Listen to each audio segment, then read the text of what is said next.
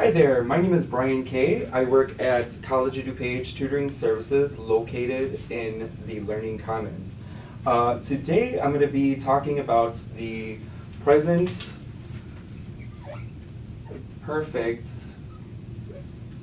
continuous verb tense in the English language.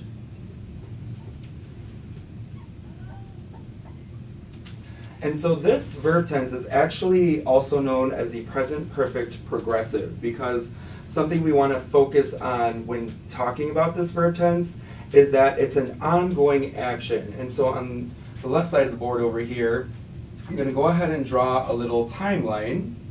And the action begins in the past, here on the left, and over on the right, it continues to the present. But it is really emphasized that we are talking about something that is still happening right now. So really, we want, like I was saying, we want to focus with the duration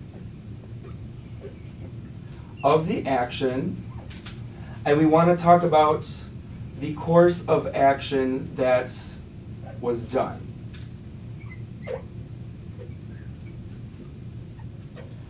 So a little personal example I have is I have been speaking Spanish for more than 8 years. So in this sentence, I'm really emphasizing that I've been speaking Spanish for quite some time. Also, we want to note for, which is of course indicating that duration.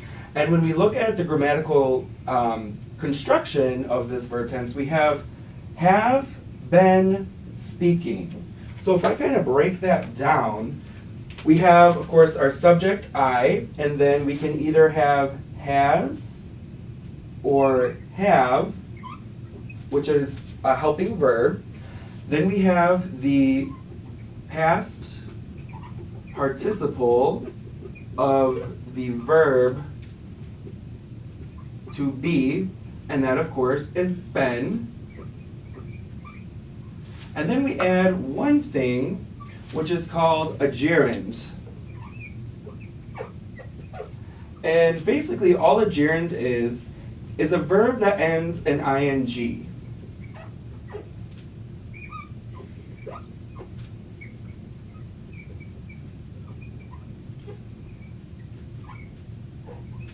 So that could be, in my case, I wrote speaking, so we know that that comes from the infinitive to speak. So we have speaking, we just add ing. Another example we could use is the dog has been barking